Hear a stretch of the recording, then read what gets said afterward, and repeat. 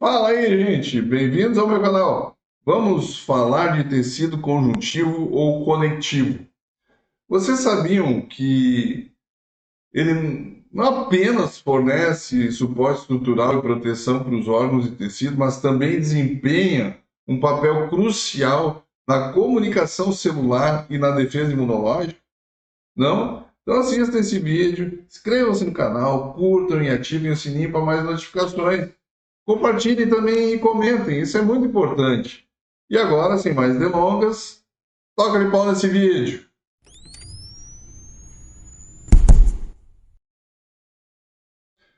Bom, gente, o tecido conjuntivo ele é responsável pelo arcabouço de suporte, ou também chamado de estroma, e pela conexão de todos os outros tecidos do corpo.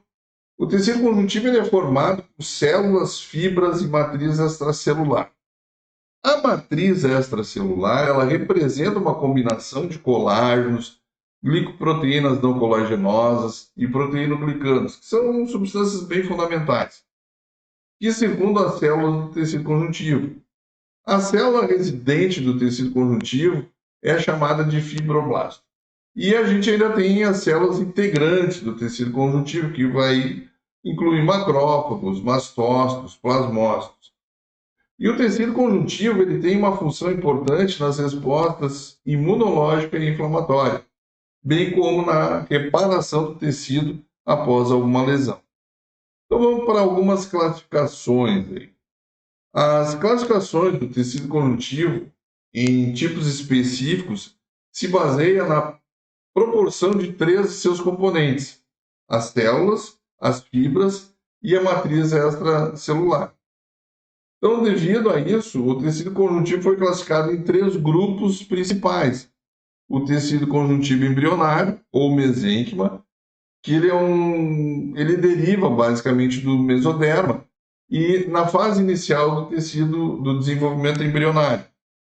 Esse tipo de tecido conjuntivo ele é encontrado principalmente no cordão umbilical e consiste predominantemente de células mesenquimatosas em forma de estrela que produzem uma matriz extracelular hidrofílica com uma consistência gelatinosa. E graças a essa consistência também ele é chamado de tecido conjuntivo mucoide ou geleia de Wharton. Tem também o tecido conjuntivo adulto. Ele representa uma diversidade estrutural considerável, porque a proporção entre células, fibras, varia de tecido para tecido. E essa proporção variável entre células e fibras é a base da subclassificação do tecido conjuntivo adulto e em outros dois tipos de tecido conjuntivos propriamente ditos: o tecido conjuntivo frouxo ou areolar e tecido conjuntivo denso. O tecido conjuntivo frouxo ele contém mais células do que fibras colágenas. Em geral, ele é encontrado em torno de vasos sanguíneos, nervos e músculos.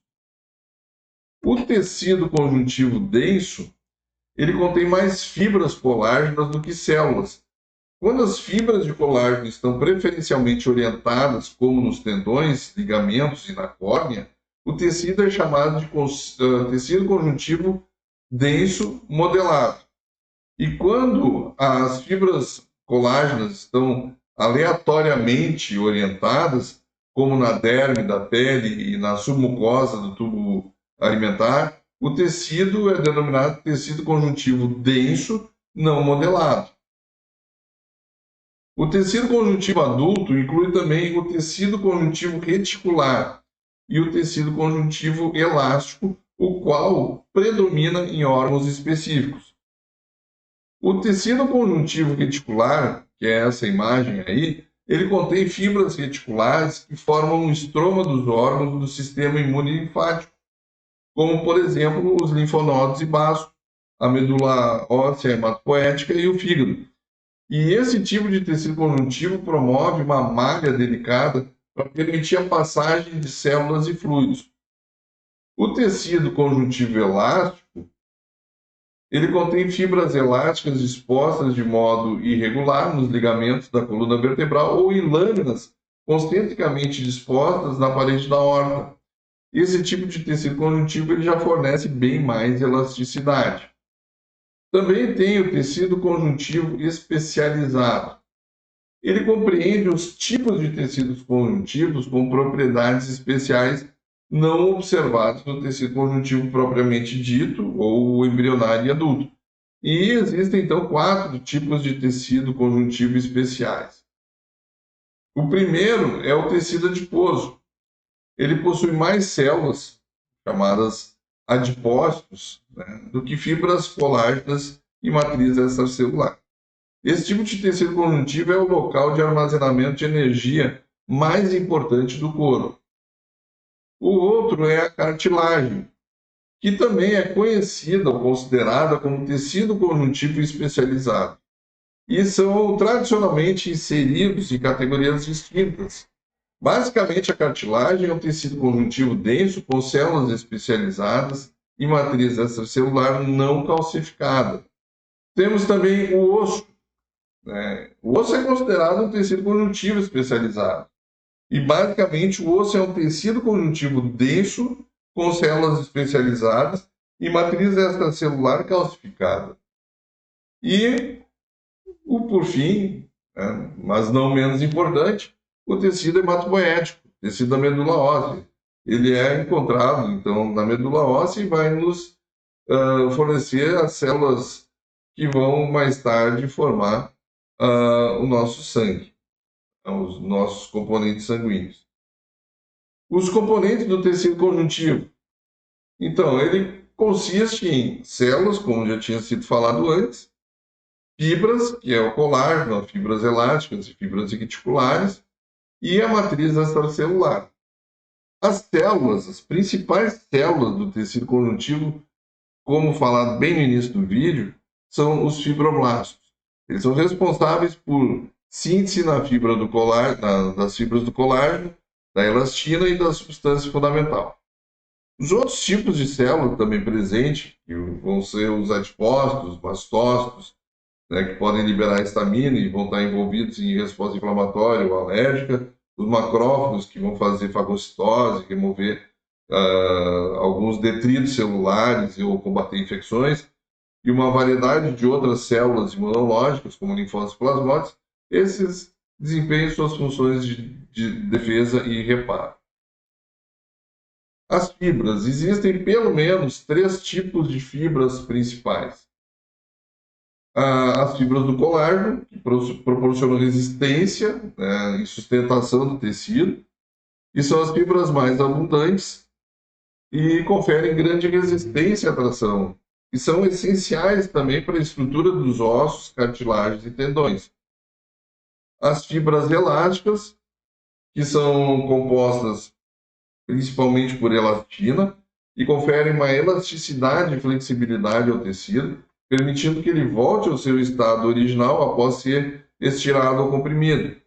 São encontradas em grande quantidade em tecidos que precisam se expandir ou contrair, como pulmões, artéria e também a pele. E as fibras reticulares, que são formadas pelo colágeno tipo 3. E elas criam uma rede de suporte delicada para os órgãos internos, como fígado, linfonodos e medula óssea, e são importantes, então, para sustentar o tecido em torno dessas células. E a gente tem ainda a substância fundamental, que também é chamada de matriz extracelular amorfa. É uma mistura gelatinosa de água, proteína-glicanos, glicosaminos, glicanos e glicoproteínas de adesão. Essa substância ela preenche o espaço entre as células e as fibras, permitindo uma difusão de nutrientes, gases e resíduos entre sangue e células do tecido. Além disso, ela atua como um amortecedor que protege as células contra compressões e choques mecânicos.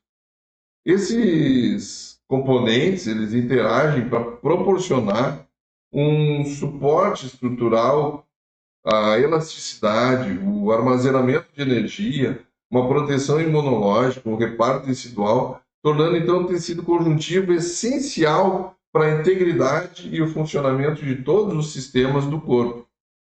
Bom, gente, por enquanto é isso. E não se esqueçam de se inscrever no canal, deixa aquele like bacanérrimo para encher meu coração de alegria. Fiquem com Deus, permaneçam bem, permaneçam seguros. e até o próximo vídeo.